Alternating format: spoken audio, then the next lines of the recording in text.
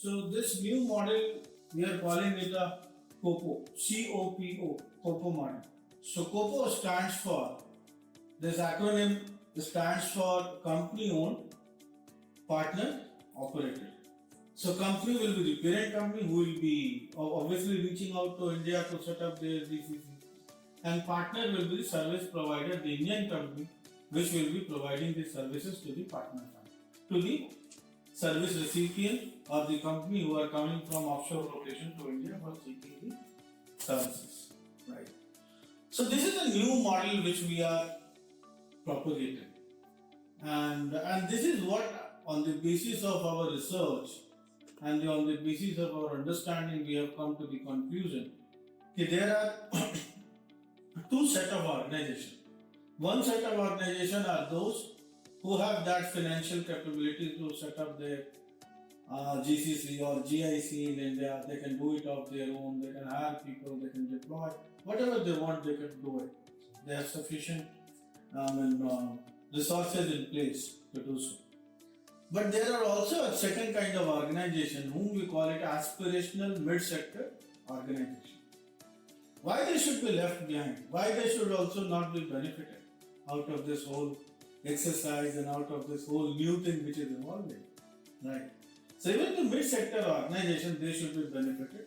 See, they have all the aspiration to compete with any good organization, any global organization at the marketplace, but they might not be in a position to invest everything of their own, and they might not be ready to take these many challenges to go with, to begin with, right? So in that case, this COPO model is going to help them. So COPO, once again I will say, this is company owned and partner operated. So it will be, COPO is the whole, everything will be owned by the company. The COPO model, in the COPO model itself, all the assets and everything will be owned by the company, the service recipient, right? And the Indian partner only be operating it. Day-to-day management will be done or managed by the Indian partner. So that is why we are calling it a COPO, right? So keep in mind that all the assets and everything will belong to all the employees, asset and everything will belong to, they will exclusively be working for and belong to the international organization or the foreign offshore company. Indian company will only be managing, right? And how it is going to be advantageous to them. So first of all, with COPO model, the CapEx is going to be zero. So actually you will be required to spend nothing if you want to set up your GCC in India. You will only be getting into a kind of, some kind of agreement, NDA and any other kind of agreement or MOUs with the Indian partner, since he will be managing, right? So second most important thing, so first, as I said, that you will be required to invest zero in India. Second, as I said, which is very, very important and critical for any organization, be it bigger or aspirational mid-sector organization, and that is your IP, intellectual property, right? Whatever you achieve, so with the help of R&D, innovation, whatever you develop, you achieve, right?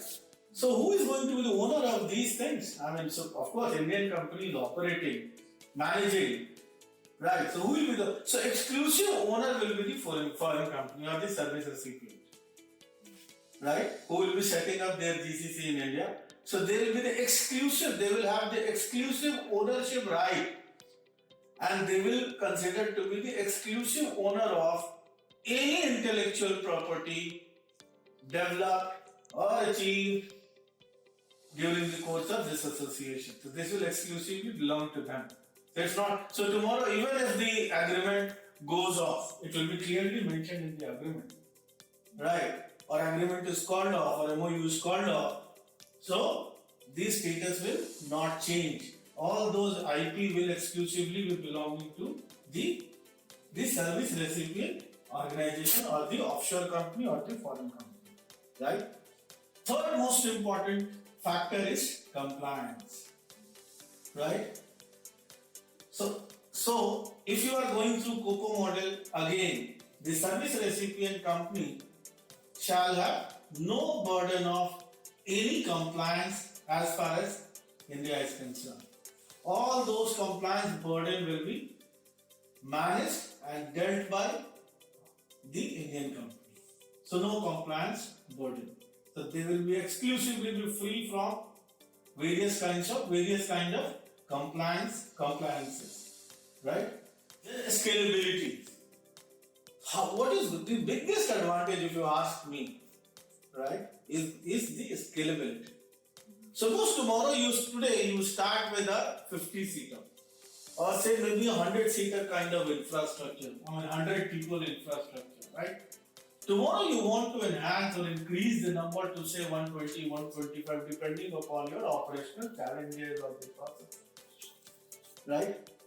It will be so simple for you, right? You will just have to give a telephone call, maybe an email communication to the service provider in India that you would like to hire these many people with these kind of a skill set and you would like to deploy them by so and so date, and Indian company will be doing so, and everything will be kept ready, the operation can start. Right? So scalability is going to be very, very easy, which is a big challenge for any foreign company to scale up their operation in India. Tomorrow if somebody wants to set up a separate infrastructure also, maybe one infrastructure is full, another infrastructure is required, so only they have to call on and they have to share the information with the Indian partner. So Indian partner will be identifying, they will identify, they will set up and they will inform that your infrastructure is ready. Of course, they might take 2 months, 3 months time in keeping the making the infrastructure ready. But without any hassle, you can achieve whatever you want to achieve, and actually you can focus upon your core business, that is your operation. Rather than focusing upon non-core activities or non-core things like hiring a place, getting a place infrastructure, managing it, making it ready office infrastructure, then hiring people, deploying people, day-to-day management, burden of compliances, right? Various kind of compliances. So all these things you can keep actually away, and those can be managed by the Indian company, and you can focus upon your core business area. What is your core business area? How you can make your operations more efficient. Isn't it? How you can make it more efficient, how you can focus upon research and development, how you can focus upon innovation, how you can achieve the process excellence, isn't it? How the processes can be redefined, realigned, process excellence can be achieved. So, you will be having a time.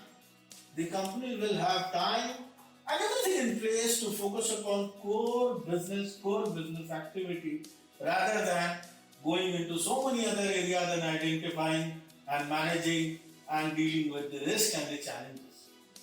Isn't it?